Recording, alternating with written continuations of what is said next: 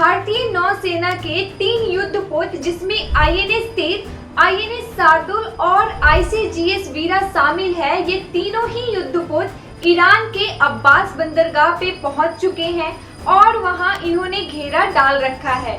ये तीनों युद्धपोत ईरान तक पहुंचे हैं जब पूरा मध्य पूर्व जो है वो युद्ध की आग में झुलस रहा है। नमस्कार दोस्तों, मैं मीठी स्वागत करती हूँ आप सबका नेक्स्ट लेवल एकेडमी पे। दोस्तों, आज के इस वीडियो में हम बात करेंगे कि आखिरकार इंडियन नेवी जो है वो ईरान की मदद के लिए क्यों पहुंची है। इसके अलावा हम ये जानेंगे कि अगर ईरान और इजराइल के बीच में युद्ध होता है तो भारत पर इसका क्या असर पड़ेगा। साथ साथ हम इजराइल और लेबनान के बीच में युद्ध क्यों शुरू हुआ, इस पे भी चर्चा करेंगे, तो बने रहिएगा इस वीडियो के अंदर। इजराइल और लेबनान के बीच के युद्ध के इस दौर में भारतीय नौसेना के ईरान पहुंचने की इस घटना को काफी बड़ा माना जा रहा है। एक रिपोर्ट में यह बताया गया है कि ईरान की नौसेना जो है वो फारस की खाड़ी में भारतीय नौसेना के साथ संयुक्त अभ्यास करने वाली है। ईरान पहुंचे भारतीय नौसेना के इस बेड़े का नाम शांति और मैत्री है और इसकी कमान कैप्टन अंशुल किशोर संभाल रहे हैं। लेकिन इसका वास्तविक कारण यह है कि इंडिया के कई मेजर इंटरेस्ट ईरान में है और भारत के 2 बड़े इकोनॉमिक कॉरिडोर जो हैं वो ईरान के पास से होकर गुजरते हैं। पहला है आईएमएफ कॉरिडोर यानी कि India middle east economic corridor और दूसरा north south transport corridor. Iran का अभी सबसे बड़ा डर यह है कि कहीं यूएस और इजराइल मिलकर उसके ऑयल को डिस्ट्रॉय न कर दे और ईरान यह अच्छी तरह जानता है कि अगर तेल पर हमला होता है तो ये भारतीय इकोनॉमी के लिए बड़ी बुरी खबर होगी। इसीलिए कहीं ना कहीं भारत को ये इनडायरेक्टली इस युद्ध में इन्वॉल्व करवाना चाहते हैं और भारत पर इसका असर पड़ना कहीं ना कहीं शुरू भी हो गया है, क्योंकि भारतीय स्टॉक मार्केट में लगातार गिरावट देखी जा रही है और साथ साथ ग्लोबली ऑयल प्राइसेस में वृद्धि भी हो रही है। इजराइल और ईरान के बीच अगर युद्ध छिड़ता है तो यकीनन यह भारत के लिए अच्छा नहीं होगा, क्योंकि भारत एशिया में इजराइल का दूसरा सबसे बड़ा व्यापारिक साझेदार है। भारत के द्वारा पश्चिमी एशियाई देशों को बासमती चावल, कपड़े, रत्न आभूषण, सूती धागा और कपड़े निर्यात किए जाते हैं।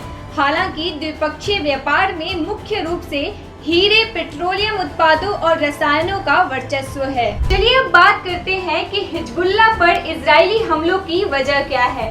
एक्चुअल में 2006 में हिजबुल्लाह और इजराइल के बीच युद्ध में संयुक्त राष्ट्र ने मध्यस्थता की थी और इस समझौते में हिजबुल्लाह को इजराइल की सीमा से 29 किलोमीटर पीछे हटना था, लेकिन हिजबुल्लाह ने इसे मना कर दिया और अब वर्तमान में इजराइल जो है वो सीमा से 8 से 10 किलोमीटर पीछे हटने की मांग कर रहा है, क्योंकि हिजबुल्लाह की जो एंटी टैंक गाइडेड मिसाइल है उसकी रेंज 10 किलोमीटर तक है। हिजबुल्लाह पर इजरायली हमलों का एक और कारण एक बफर जोन का होना है।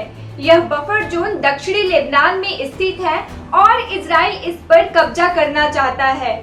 इजराइल जो है वो हिजबुल्लाह के लड़ाकों को यहाँ के सीमा से पीछे धकेलना चाहता है। 7 अक्टूबर 2023 को हमास के हमले के बाद से ही हिजबुल्लाह जो है वो उत्तरी इजराइल को अपना निशाना बना रहा है और हिजबुल्लाह का कहना है कि उसने हमास के समर्थन में इजराइल पर हमले शुरू किए हैं।